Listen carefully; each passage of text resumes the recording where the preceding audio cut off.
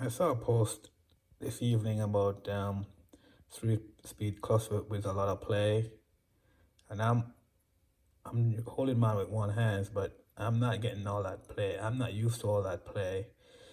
That's why I told the guy to check the flange bearings to see if they're good or installed in the correct way, um, because that's not normal to have all that play. You don't want that play because with my top cluster. You don't want it to not be aligned with the top cluster. The top cluster definitely has no play because it has this big bushing or stopper spacer in the back, so it's not going anywhere. And having your cluster with all that play definitely will get worse as the cogs or your gear spins faster. Also, all that play, I don't know how it will affect the engagement of that lower gear. But again, that's not normal. You need for it to be as tight as possible while turning freely. Okay, guys, when HPI said they want to, or they're putting a shim behind the spur set, I think I don't have any of the truck, but I think it's between the plastic case and the back of the spur. That's the only place it makes sense. It's the only place it makes sense to get rid of this play. How do you get this play? Well, if you don't have that bushing or a spacer between it or a shim, sorry, this piece will wear into the plastic and make that gap bigger over time. What it does on the internal, you could see all that play there. Again, you don't want that to be imparting any load on the center cluster. In the back here, if I could see a picture, there's a little C-clip that rides on that bushing that prevents this plastic piece from wearing itself. So that piece will not wear away. The wearing occurs between the back of the spur holder and the case. So what I'm gonna do on this one, since I have some play here, I'm gonna put a spacer there. That's probably 0.5 millimeters, I think, or something close to that. And then I'm gonna see the benefits. Yeah, so I removed the spur set. You could see a lot of wear on that edge there. Makes sense that you wanna put a spacer on there or a shim that as you wear, you maintain some clearance or the right clearance, so you don't keep eating into the plastic. And you also want a low friction member, which is what a shim will do, so you won't wear that away. It'll just slide. So how do you probably prevent that or make it better over time? I would say add a little bit of lube or grease or something to lower the friction so that shim don't also wear into that member. It's also good to get a shim as wide as this surface here, or let's see, or as wide as this, or a little smaller. But yeah, that should help. You could see the uneven wear on this one. Ate into the plastic. This is a cast piece, so it's not perfectly flat.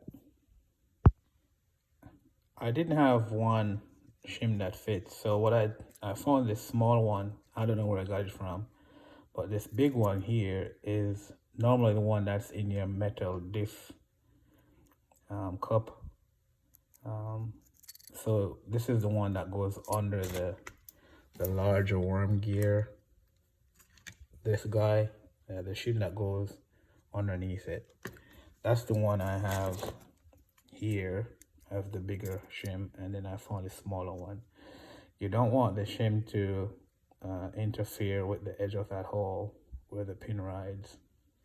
So I'm just gonna run this um, set up and see if it helps with the sliding motion or the play. Okay guys, so I installed the shim. You could see there. Let's see. Rotates okay. Maybe a little bit of grease or oil will reduce the friction, but I think it's fine. And I'm getting no play, zero play, zero play. There it is, rotating fine. No wobble.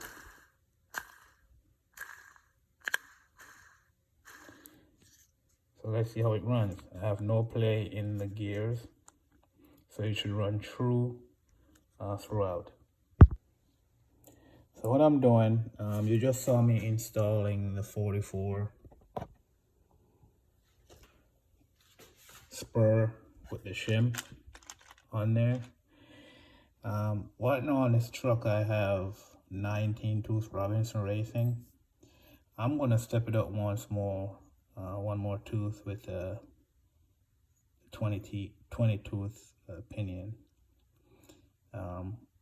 The reason why I have not ran a 20 in this truck till now, it's because I couldn't get it to fit with a spur that I had 47 tooth. So I've gotten a 44, so I should have enough fitment with a 20 because I had a lot of space with the 19 and the 44 just now. So this would be the largest gear, tallest gear I could run in this truck. A 44 pinion, spur that comes on the flux with a 20 tooth pinion to see how much speed we get on with this truck.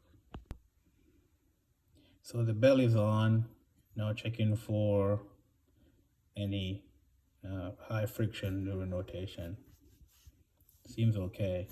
I mean, little play, just enough for temperature expansion or thermal expansion, but perfect amount of shim on there. You don't want it too tight because what will happen is if you get it too tight, this acts like a clutch system, and as it gets hot, it will try to undo your screw. So you don't want it to be too tight. You want to have a little bit of gap, so when you have thermal expansion, when this thing gets hot, you still have no high friction or binding between the washers because it will undo the nut. Okay, she's back together now. So when I set my mesh, what I like to do is to hold, well, I'm doing this with one finger, but I kind of hold the bell and then rock the spur to check a little bit of lash back and forth to make sure that there's a little bit of gap to account for any outer round or any wobbling that the gear has or either of the shaft has. If you have it too tight, the least amount of binding will tear up your gear train. So it's good to have a little bit of lash. And that's how I do my first check. The second thing I do is I put the truck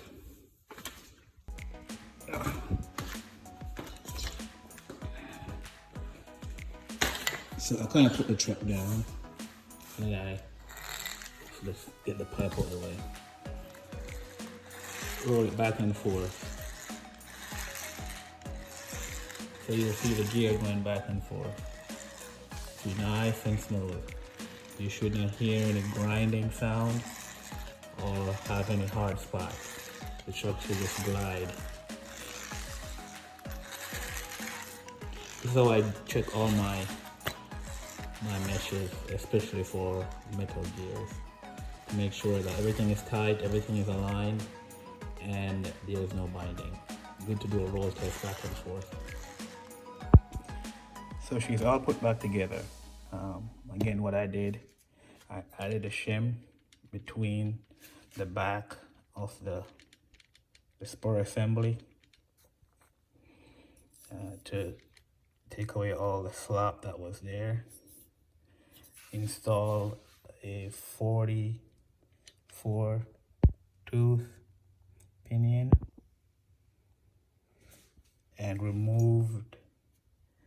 Robinson Racing 47.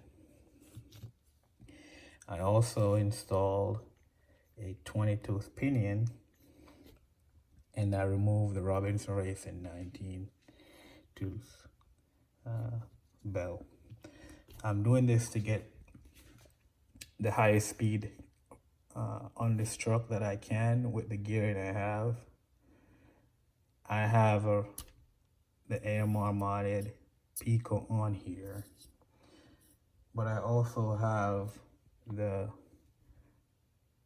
Extreme RC mod Pico, but I have that on the shelf right now. Short header for high RPM and Extreme RC mod pipe for high RPM as well. 3-speed FLM metal gears inside, and every flat plate on this truck is carbon fiber, including the engine plate and even the plate that's seating the tank. My drive shafts and my turnbuckle rods are all titanium. These are titanium lower drive gear shaft in this box. The rear also have titanium drive shafts. So it'll be interesting to see what max RPM we could get out of this. Stay tuned for testing.